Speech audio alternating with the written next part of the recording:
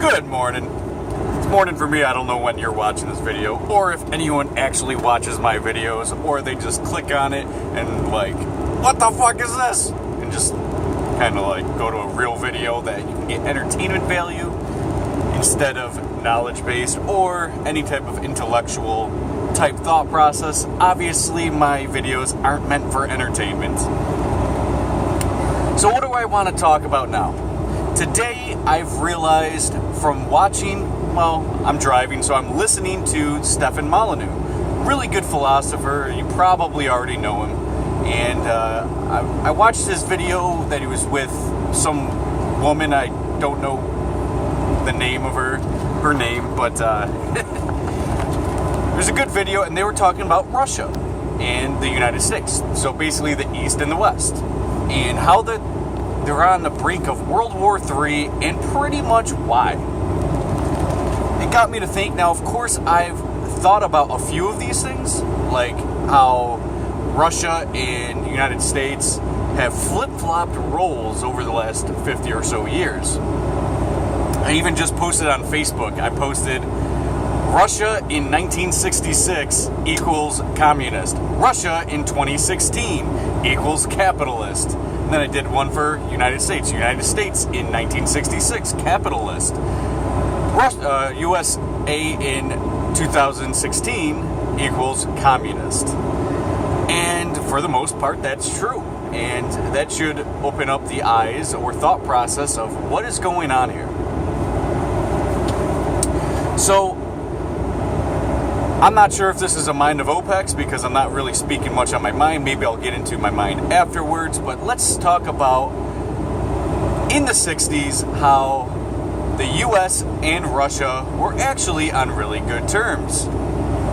There wasn't anything weird going on with us, and we were capitalist and they were communist. And there wasn't much of a problem.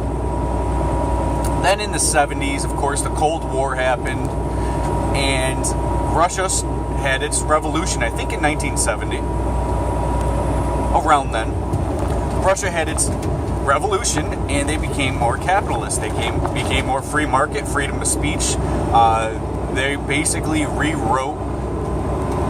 they took out communists, they took out socialism, they took out Soviet lifestyle, and they put in capitalism, and they put in Christianity.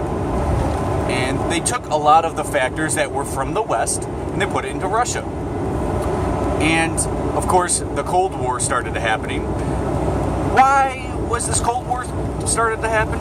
Do you believe the mainstream? Do you believe the real reasons? Because I don't. Because they don't make enough sense to me when you start looking at things at the level I'm explaining. So, I believe, in my thought process, that they started to become capitalist. The United States didn't like that. They wanted to use Russia in specific ways. But they became more westernized. Then the United States started to, of course, a lot of banking scandals, inflation started to rise, people started to make less money, they forced women into the workplace, and they destroyed the values of, civilization in the West, in the United States. And slowly started slipping into socialism. And when the United States started slipping into socialism, they always had some boogeyman, whether it's ISIS or someone else, trying to say they're the radicals, we're not doing anything, we're still a free country, blah, blah, blah, while they're eroding your rights. They're taking your guns away, of course, in the 60s, 70s, 80s, 90s, 2000s, and 2010s. Now, it's gotten to a point where it's pretty much widely known that the United States has lost a lot of its value. The average person is now more selfish than ever. Before it was a nationalist, it was a belief in a higher power, a very Christian state. And we've lost that over the last, especially 50 years. So my thought process on this is, if the United States became more run by the state, much bigger government, much more control. Every part of your life is much more controlled now. You can only achieve so much. There's so much that we're losing out on in the middle class, which are turning us into a more poorer, more slave-like state, more welfare, and more controlled by the government instead of God. Yet Russia nowadays is more believing in a higher power, and now they are becoming more adapted to the free market, into capitalism, into freedoms. And if you go into Russia now, which actually I've heard this a lot over the last 5 years, which of course I believe Russia's way more free of a country than we are in the United States as of late. The roles switched. So my thought process is that if Russia's becoming more Christian, more belief in a higher power, and less to do with control of the government and more to they control their own morality, and they have much more morals, and it's much more of a freer, safer country. Trust me, go into Atlanta and tell me how safe you feel, or Chicago is a good example. These types of cities, right? Go into Chicago, tell me how safe you feel. I know truck drivers that refuse to go into Chicago or New York City. Refuse. They will not go into there because they don't feel safe. And especially with riots on the rise and stuff of that nature, we don't feel safe in our own country. Go into Russia, they don't have that problem in Russia. What's the worst thing that can happen in Russia? You could easily get shot or beat up and stuff, but it would be justified. It's not like you just go into a place and they look at you like you got money, let's get them. It's more or less, oh, you fucked my sister and then you beat her up, I'm going to beat your ass.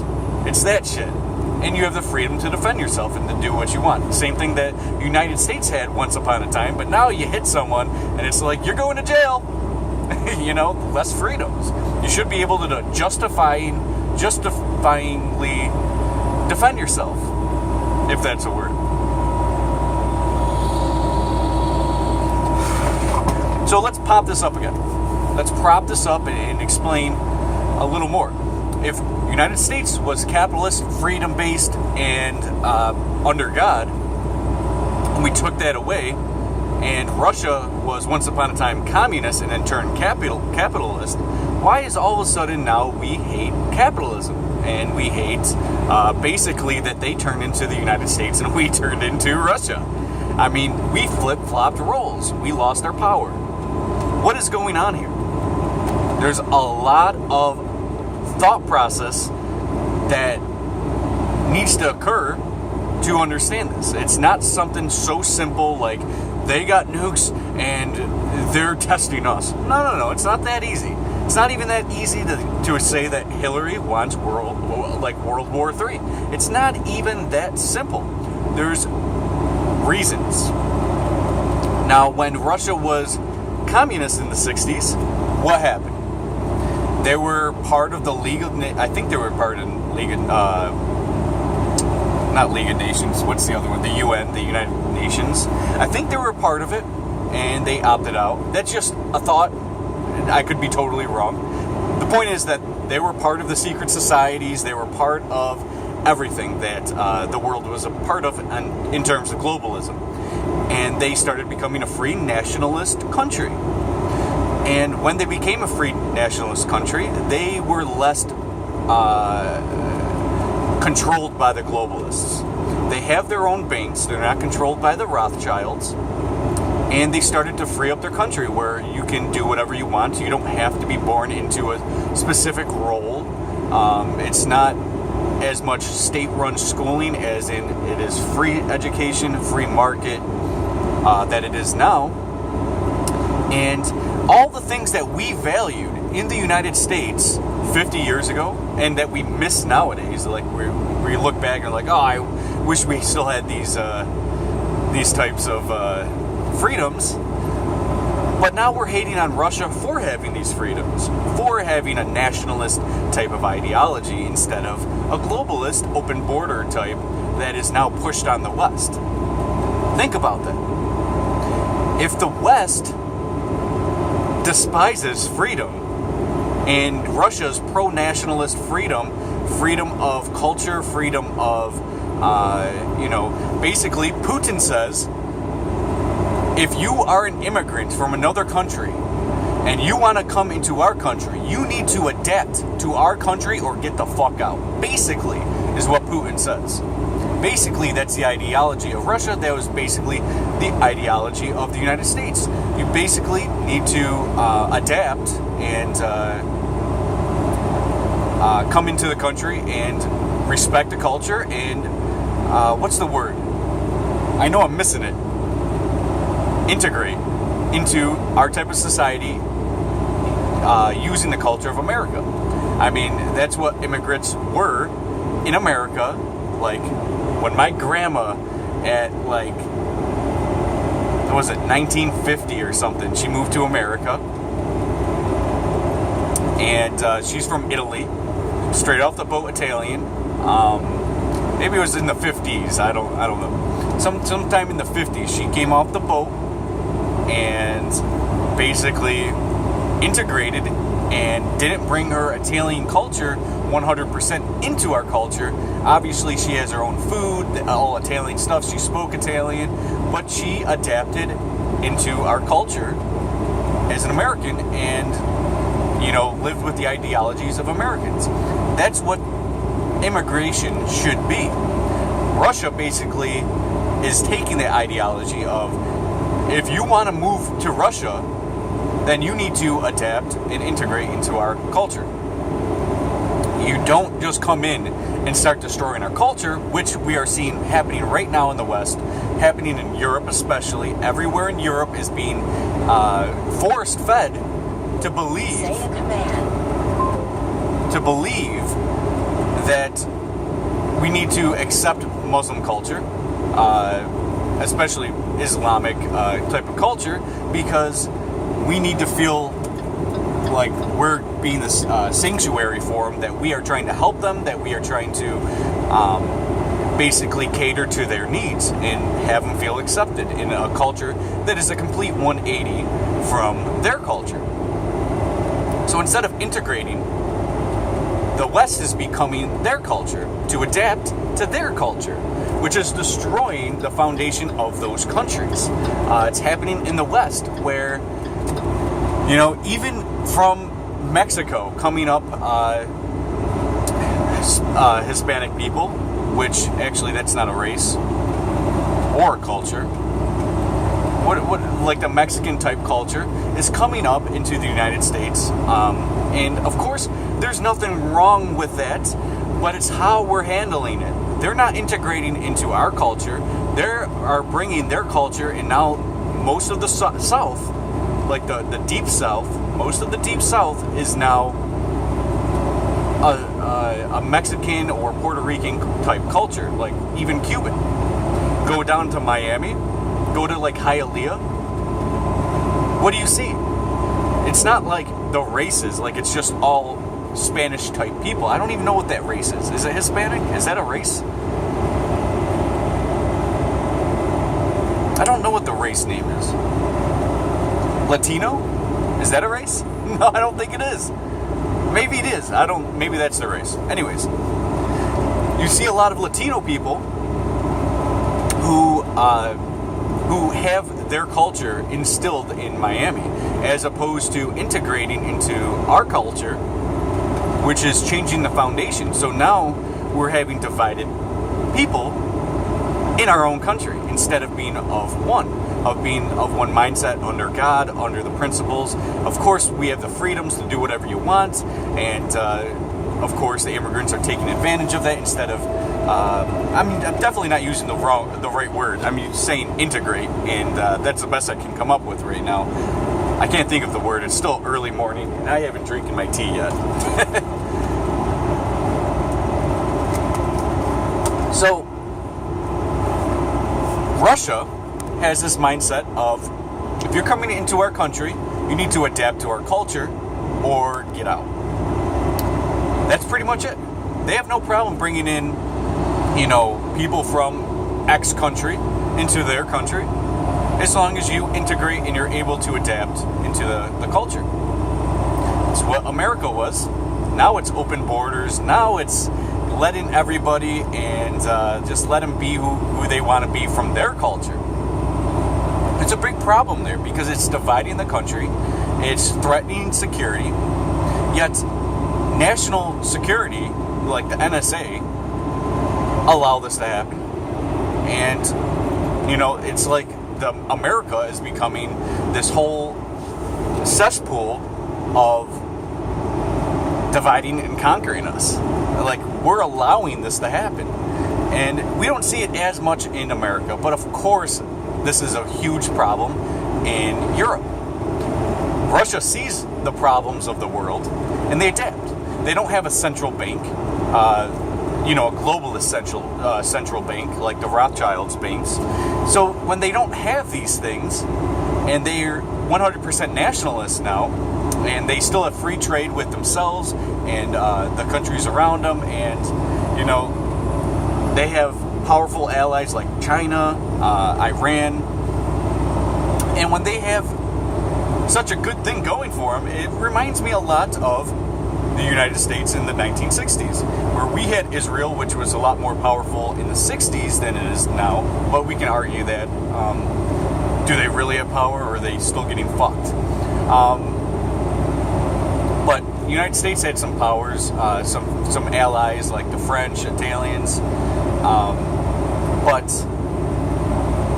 you know, at the same time, we're losing our allies now because they're becoming globalists that want to destroy the whole culture of all these countries that we are a part of, like we are allies with. And when you're having a whole culture, a whole side of the world that's going down the drain, lost God, lost principles, lost morality, and now they're a selfish hatred group that is all dividing and conquering, and it's a division going on.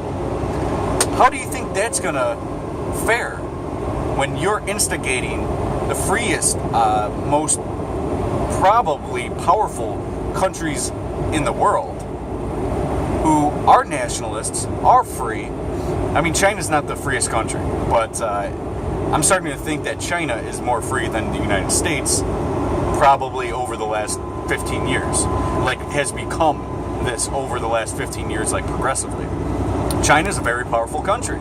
Probably China and Russia combined could probably take over the world if they wanted to. With all this division going on, of course the Western world doesn't have much of a militia anymore, except in the United States. I think we're the last militia country in the West. And of course they want to get rid of that. And if you're a Christian, at the end of times, they say that, like, there's a million-man army or something like that, or 100 million-man army. Something like that, like 100 million-man army. Obviously, comment below if I'm wrong. And if you look at China and Russia combined, that's a 100 million-man army. And if they're trying to destroy the West, take everyone's guns away, which they already did, like, everything's lining up where we're very fucking vulnerable. We're not as powerful. We're defunding our military. Of course, the military-industrial complex has been huge for X amount of years, but we're starting to get behind without the funding. Trump obviously wants to make us strong again and become nationalists again, and to strengthen our country, strengthen our borders. You can't have a country without borders. And become nationalists again, which is the most powerful. Capitalist nationalists are the most powerful. As you can see, just in what Adolf Hitler did, he was a nationalist socialist. And you saw how powerful he was, just being a nationalist. Not how he was, but the country and the powers that be at that time frame of Hitler. So you see how powerful we were as the United States when we were nationalists. Putin is now a nationalist. He is not a globalist. He is anti-globalist. Therefore, him and his country are now run at the most powerful state that Russia's ever been. Much more powerful than there were even Soviets. Because now their nationalism has grown into a capitalist type of society where there's a freedom there, there's a growth there.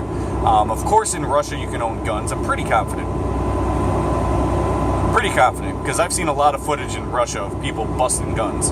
So I'm thinking that they still have like a similar to our Second Amendment. So in their country, their freedoms, they're much more powerful than ever. The United States becoming much more vulnerable.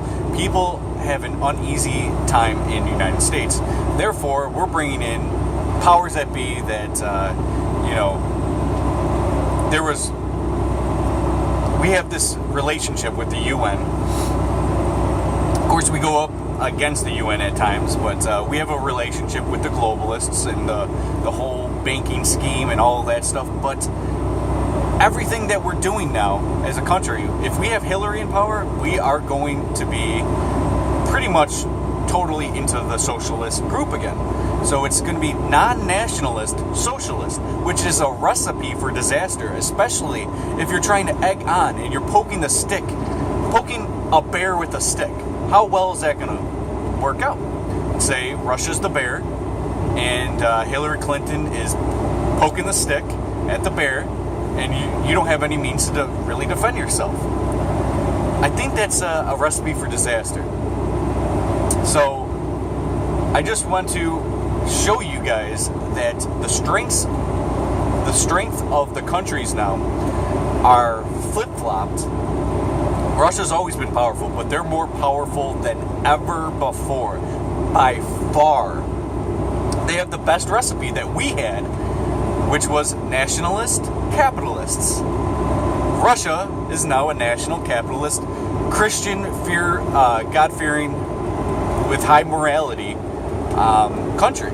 And now we have become probably the sloppiest we have been in, 200, 300 years? Think about that. We used to be capitalist, nationalist country. Not anymore. Sorry, guys. We're not very powerful anymore. Our economics aren't powerful. If we went to war right now, instead of growing, we would depreciate our economy. Instead of growing during a wartime, or even after a wartime, we depreciate instantly. Truckers wouldn't be able to, no one would be able to get their food. Watch my video on prepping that I just made yesterday. Watch that video, because ultimately, on prepping, we're not going to be prepared for war as much as you think.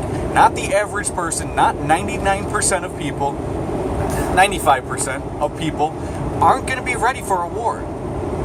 And we're not in a really, really good stage in our history. So think about these things and think about what it is that is driving Russia to become the greatest country in the world, and what is causing the United States to depreciate their economy, depreciate their people, just divide us and rule over us. Do you think the globalists are going to beat Russia if push comes to shove? If we are truly in a Cold War II with Russia right now, I think the odds aren't nearly in our favor this time. I guess that's enough to think about. The differences here, how the roles flip-flopped, how we're becoming socialists now. I hope something is triggering in your mind. I don't want you to be like, yeah, everything you're saying, yep. I don't want you to be a yes man, and I don't want you to be like, you're crazy. No, we're still the most powerful, and over-egoed. This is something to make you think and realize where you are, and that we're destroying ourselves and allowing us to poke the stick at the big bear, at the big grizzly that's already angered. Alright, I guess that's enough to think about. I hope you guys enjoyed the video. I hope you guys got something to think about, and enjoy the rest of your day, and stay powerful, stay free, stay healthy, See ya.